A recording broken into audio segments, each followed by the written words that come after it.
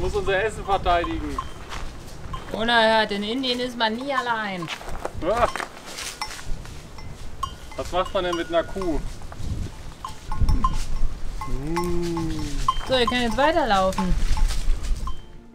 Nach 2 Wochen Urlaub in Goa ging es für uns weiter. Die Zeit am Agona Beach war ziemlich entspannend und es geraute uns davor, weiterzufahren. Bis nach Nepal sind es mehrere tausend Kilometer durch das chaotische Indien. Auf dem Weg haben wir aber zufällig diesen Ort für eine Pause gefunden.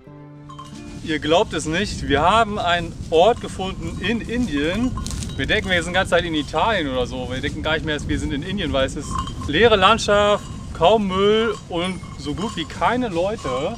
Ja, und die Leute, die hier mal vorbeikamen, waren so ein paar ältere Herren. Die sind einfach nur vorbeigelaufen, bis auf einer, der hat kurz geguckt und gesagt, hello, good morning, und ist dann aber weitergegangen. Also total entspannt und man kann hier auch so richtig frei rumlaufen in der Natur, ohne dass, wie Mariano gesagt hat, man super viel Müll sieht oder so. Also es ist richtig entspannt. Den einzigen Besuch, den wir natürlich wie immer haben, sind irgendwelche Kühe, die hier rumlaufen. Ja, aber sonst ist hier richtig ruhig. Das ist nämlich so eine Sackgasse, die zu so einem Staudamm führt.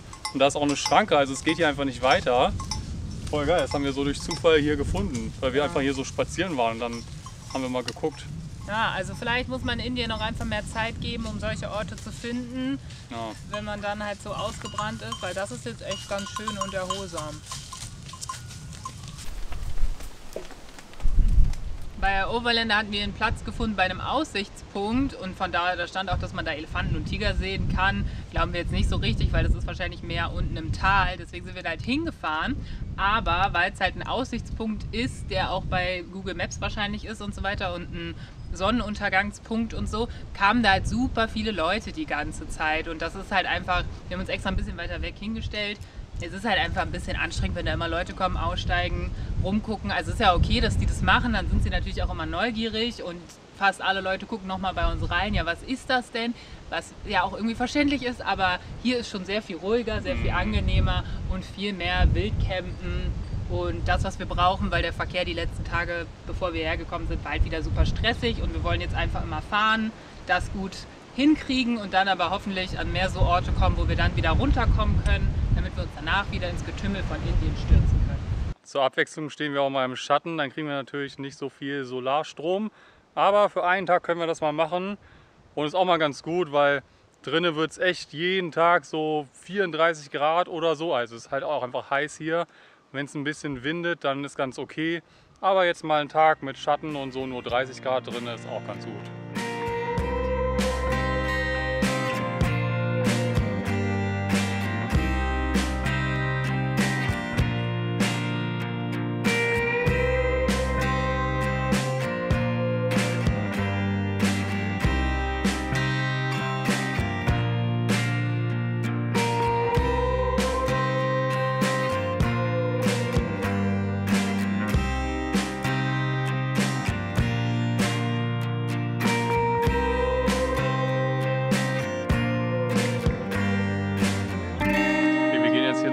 Schwimmen am Abend im Stausee und das erinnert uns total an den Anfang von unserer ganzen Reise. Da waren wir nicht im Harz an der Okertalsperre am Okertal-Stausee und ja, sieht ein bisschen ähnlich aus und war auch so ähnlich irgendwie. Also auf jeden Fall kalt, Mariano. Oh nein.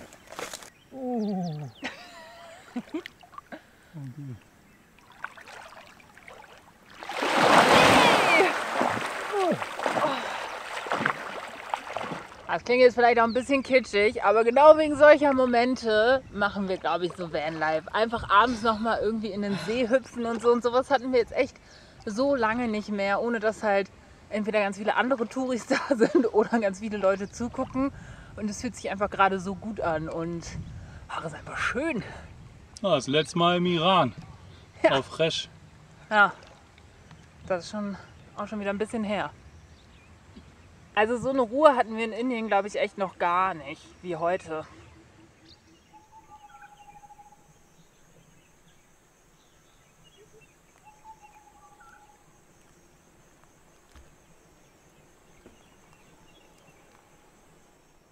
So, wir untersuchen jetzt hier nochmal diese Cashew-Nuss.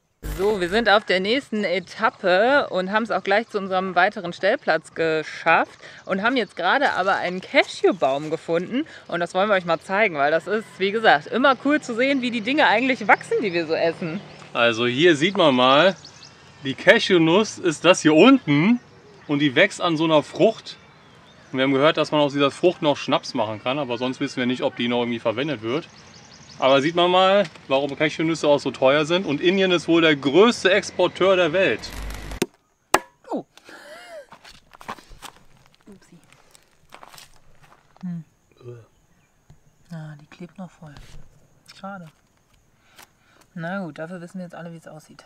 Das tue ich jetzt weg, ne? Ja, und den Abend ausklingen tun wir jetzt einfach mit Schach spielen. Das hat Mariano mal vor 2 Jahren gebaut und wir haben es noch nie gespielt, aber jetzt haben wir gestern damit angefangen und es macht richtig Spaß. Wir sind sogar gestylt wie unsere Farben. Ja. Per Zufall. Ja, mit Shannon und Markus haben wir am Argona Beach öfter Spiele gespielt.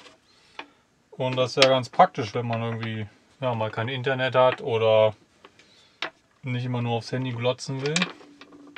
Ich bin ja sonst nicht so die Spiele, also ich bin nicht so der Spiele-Fan. Aber jetzt Schach macht mir Spaß. Toll. Weil es halt so Strategie und Denken ist und so. Und nicht einfach nur Glück. Ich finde so Glücksspiele, finde ich, also wenn es nur um Glück geht, finde ich immer anstrengend.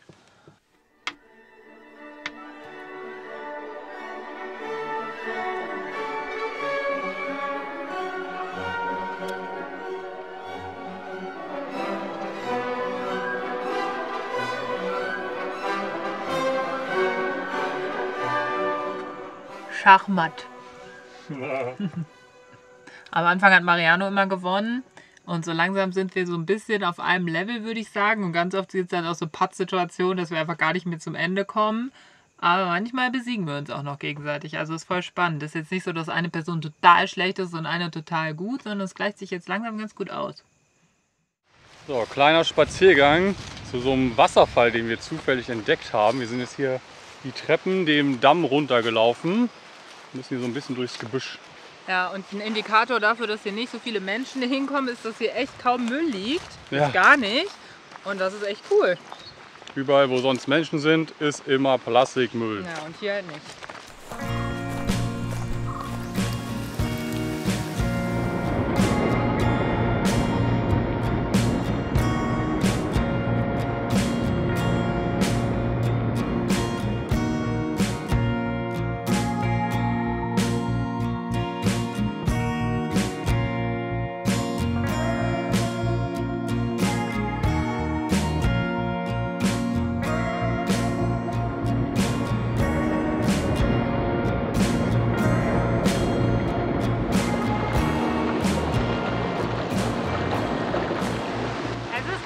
Laut hier wegen des ganzen Wassers, aber es ist auf jeden Fall der Ort mit am meisten Natur in Indien für uns bisher. Deswegen habe ich meinen Kaffee mitgenommen und wir verbringen hier einfach ganz gemütlich den Morgen, planschen ein bisschen im Wasser und lassen es uns gut gehen.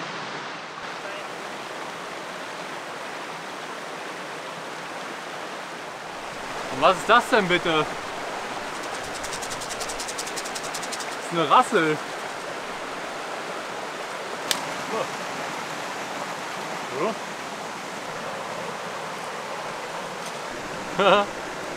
Krass, ey, was für eine Pflanze. Geil, und dann sind da überall so die Samen in der einzelnen Kammer. Was ist das denn?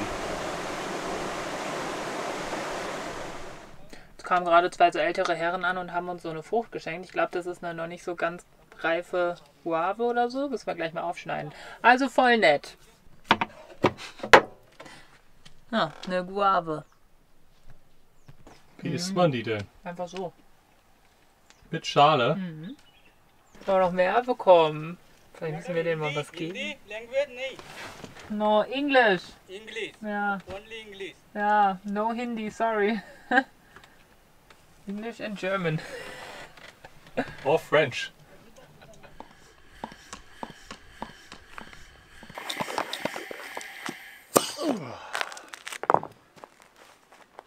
Was für ein Workout. Ja, ich kann es auch gar nicht glauben, wie ruhig es hier ist. Kein Gehupe, kein Verkehr, keine Musik, gar nichts. Nur Vogelgezwitscher. Auch voll die lustigen Vögel hier. Wir sind ja auch in den Tropen, ne? Oh, ich habe schon wieder vergessen, dass der See so kalt ist. Weil das Meer war ja richtig warm in Agonda.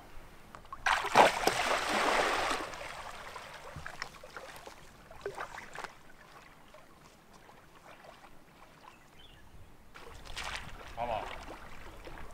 Urlaub in Indien. Ein Traum. Für 2 Tage. Hey, und davor waren wir in Agonda und haben nur Urlaub gemacht. Ja, stimmt. Aber hier ist so ruhig. Ja, das ist schon Agonda krass. war auch ein bisschen anstrengend, weil es so, war schon immer laut und voll und alles. Ja, das ist wahrscheinlich schon sehr einmalig und ungewöhnlich, dass wir jetzt diesen kompletten Stausee irgendwie für uns haben und hier ganz ungestört Stand-Up-Paddling machen können und baden gehen können und so weiter. Der Bademeister kommt zurück. Ja, das war richtig cool. Schon einmal um den ganzen See gepaddelt und dann hin und her. Und da hinten ist so ein Fluss, wo der See wahrscheinlich mit gespeist wird. Und das ist echt wie im Dschungel, weil so ein Fluss und rechts und links alles voll grün. Ganz viele lustige Vögel fliegen da rum. Im Gebüsch raschelt so die ganze Zeit. Hier habe ich auch ein paar Affen gesehen. Also echt ein cooler Ort hier.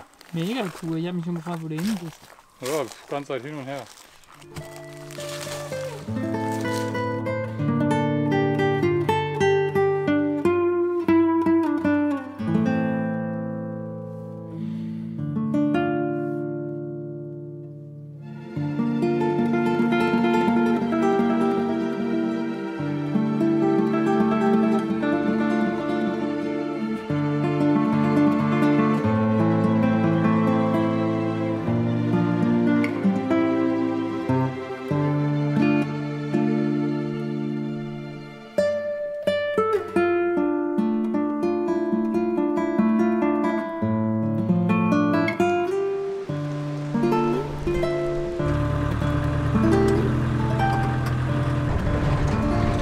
Das ist die Landstraße, deswegen dauert es hier auch sehr lange mit dem Fahren. Okay. Okay.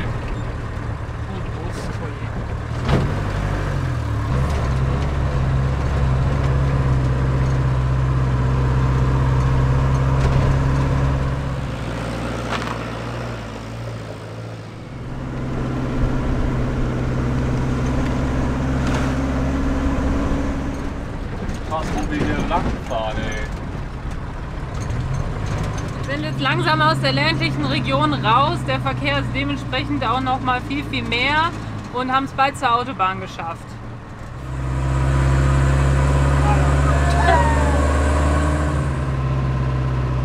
Oh ja, rechts.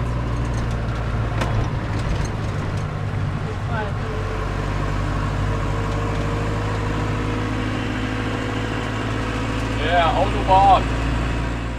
So, getankt haben wir jetzt auch. Leider konnten wir nicht voll tanken, weil wir haben nicht mehr so viel Bargeld. Und bisher hat nur an einer Tankstelle in Indien unsere Karte funktioniert. Deswegen müssen wir immer mit Bar bezahlen. Aber jetzt müssen wir erstmal wieder welches irgendwo wechseln oder aus einem Automaten holen. Jetzt haben wir nur noch 1000 Rupees.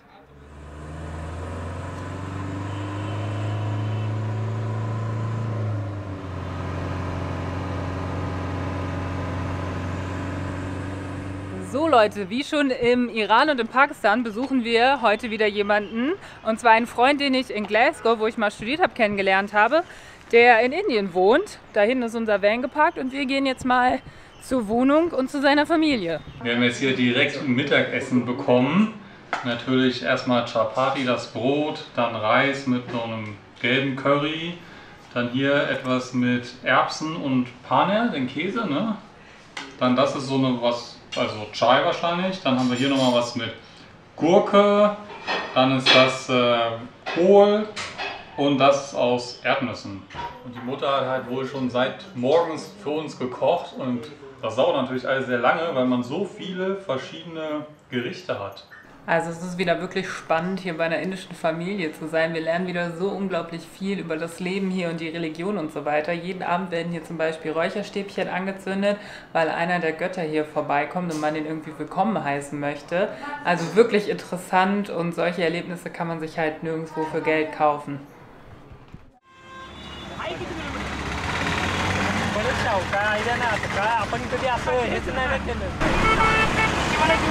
बरोबर आहे, बरोबर आहे, बरोबर आहे.